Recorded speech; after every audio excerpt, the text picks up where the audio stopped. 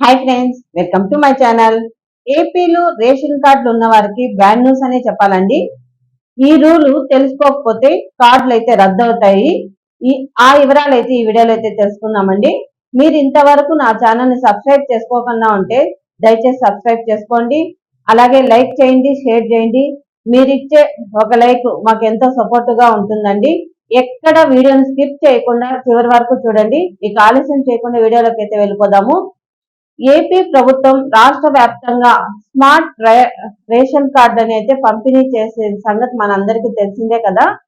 Ration లో అక్రమాలను అడ్డుకట్ట వేసేందుకు ప్రభుత్వం అయితే స్మార్ట్ కార్డులను అయితే జారీ చేసిందండి. అయితే రేషన్ కార్డులకు సంబంధించి అనర్హులు ఏరువేతపై ప్రభుత్వము ఫోకస్ అయితే పెట్టింది.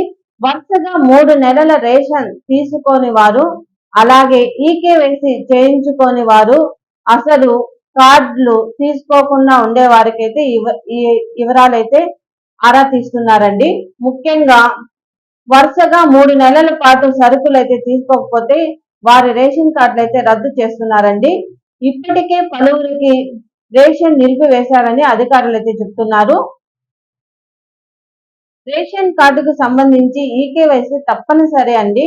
రేషన్ కార్డులో ఉన్న ప్రతి సభ్యుడికి ఈకేవైసీ చేసుకోవాలని కేంద్రం అయితే ఆదేశించింది. కొంతమంది నెలల తరబడి చెప్తున్నా కూడా ఈకేవైసీ ప్రక్రియ అయితే పూర్తి చేసుకోలేదు.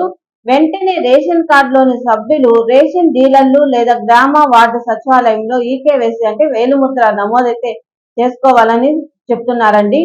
ఒకవేళ ఈ నెలాఖరులోగా ఈకేవైసీ ప్రక్రియ పూర్తి చేయకపోతే కార్డులలోని సభ్యులను తొలగించే అవకాశం అయితే ఉందని చెప్తున్నారు.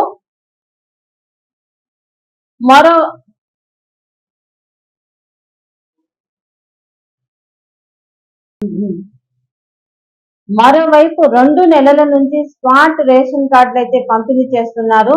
గ్రామ వార్డు సచివాలయాల సిబ్బంది రేషన్ డీలర్ల కార్డులను పంపిణీ చేస్తున్నారండి. అయితే కొందరు ఇంకా తీసుకోలేదు. ఈ కార్డులను ఈ నెల 30వ తేదీలోపు తీసుకోవాలని చెప్తున్నారు. ఆ తర్వాత కార్డులన్నీ వెనక్కి అయితే పంపించేస్తామంటున్నారండి.